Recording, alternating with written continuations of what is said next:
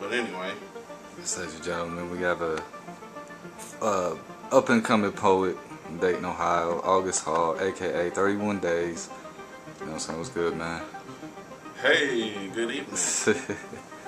So up here, we're just kind of doing a mock interview, man, just so y'all can kind of discover the man that y'all never knew, type stuff, man. So, Right. so how did this poetic journey begin, so to speak? Well, let's see. It was November 11th, 1997. I had just woke up one morning and just started writing because at the time, one of my friends was writing poetry, and she was like, "You can write poetry too." And I was like, "I don't know, cause I don't know how to rhyme and all that little stuff like that, or whatever." And so I slept on it for a couple days. Then I woke up one day and something just hit me, and it rhymed by chance. And it's like after I wrote that one, I showed her, and then I started showing people at school. Trotwood, class of '98. Woo! But And it just kind of took off from there. right, it just took off from there. Right. I used to be like, "Hey Ty, check this out." And then, as a matter of fact, speaking of which, that was back when Ty first started writing and rapping and stuff. Right. When you was rapping, when we had the boom box, and you be screaming into the speaker to record it on tape. Right, the two boom boxes together. Right, and that was when, what the hell was the name of that beat that you had though? It was Queen Pen. No, it was Silky Fine, Romeo and Juliet. Romeo and Juliet. Oh my gosh, I remember I think when Danny was just talking about the Ty other and day. Danny were rapping on the Romeo and Juliet beat. Right, For right. who was it? Silky Fine? Silky Fine, yeah. Oh man, we was in Danny's bedroom. They had the boom box, and they were like hollering into it and shit to record it with the regular house speaker playing, bass banging. We had to keep it down because Pops he would have tripped and shit like turn that down. Silly. Yeah, but they in there hollering into the boom box. Then we'll play it back on the tape. Right. And then Yeah, we'd go be to in the car and bang great it. Nissan Sentra listening to it. If y'all muffled, Romeo and Juliet. And then Right. Ty, oh man, Right. I'll never forget this verse. With the black off lipping chips and dipping next to the clips off of me hit. And I don't know why I remember that line of the song, but that's gonna stick with me forever. I was like, Ty, what the hell? You talking about chips and dip? Man. But it sounded good the way he said it though, because he said it like how Busy Bone used to rap real fast and shit, but without the high pitched nasally voice.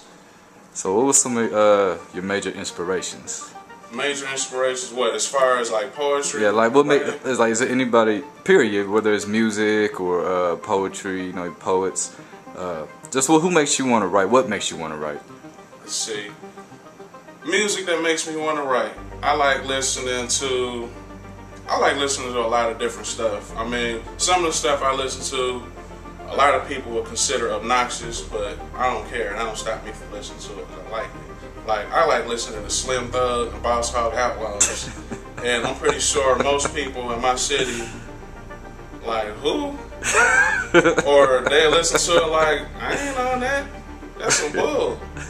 But that's what I like. I mean, because after having been to Houston and experiencing that for a few days, I kind of, rubbed off a little bit. But that's neither here nor there. Some other people I like. Anytime I burn a CD, I always gotta have Bob Marley, Jill Scott, Floetry, and who else I always gotta have on it. But I don't know right offhand. But anytime I burn a mix CD, them three people is definitely on it. Jill Scott, Floetry, and Bob Marley. Because earlier today, I was listening like 7 different Bob Marley albums on rotation on my iPod, and it's like, man, it don't matter which album you pick. You can hit shuffle and it's gonna play something. Right. And, you're gonna be able to smoke a L or whatever, drink a beer, whatever you do, and you're gonna be grooving like, ugh. Right. So do you have like any projects that you're working on? Yes, I do. Currently, I'm working on putting this book together that I've been procrastinating on for several years now. Okay. And I kind of made a promise to myself this weekend that I was going to put some time towards, putting my catalog together that I want so I can get published and, have it all the way legit, ISBN number, price tag. Right, all that. Price tag and all that, and distribution, cool. etc. So you have a title for this project? Or it's still something you're still pondering? No, it's something I'm still pondering, because what I've been considering doing is writing a compilation of erotica poetry under the pseudonym Chocolate Dynamite. Because let me tell you this story. Oops. Would have leaked that part. So back in 2005, right, I'm at Mom's house and we was talking, and she was telling me about she had went to a little stripper party or whatever. Cause me and Mom cool like that. We talk about stuff like that. Right. So she was telling me about how she went to my cousin's.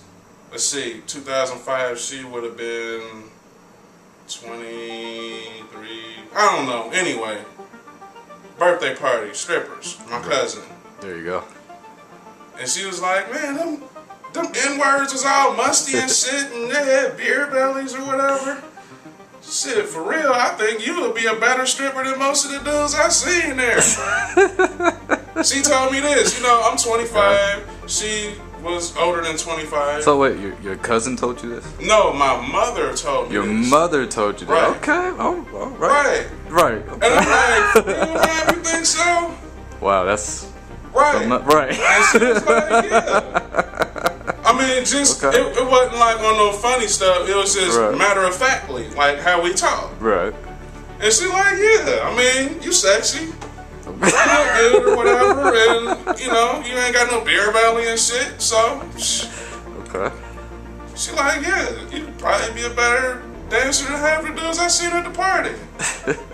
And so that always stuck with me I don't think she remembers that. I tell her every so often, but I don't think she remembers it. So you're saying that moment right there kind of sparked the right. erotic side. When she told me that, I'm like, man, I'm getting back into shape and everything.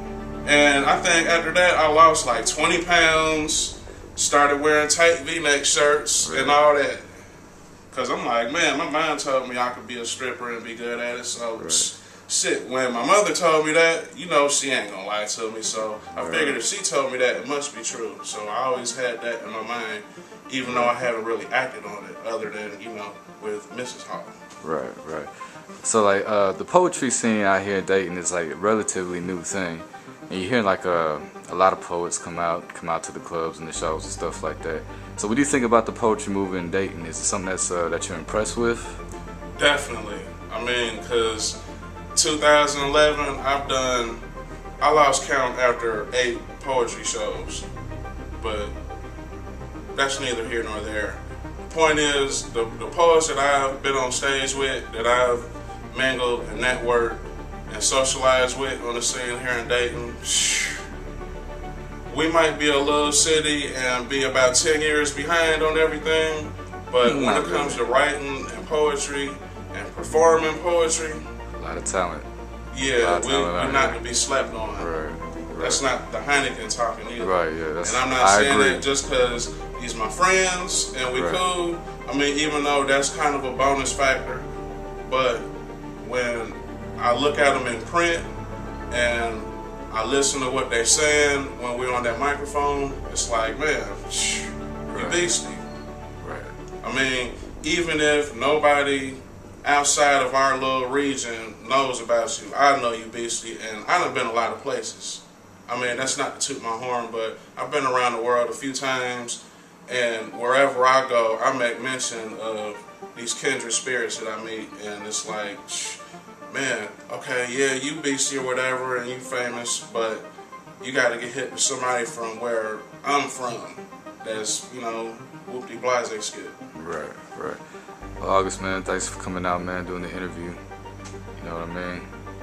So go ahead, is there anything you want to say? One last words?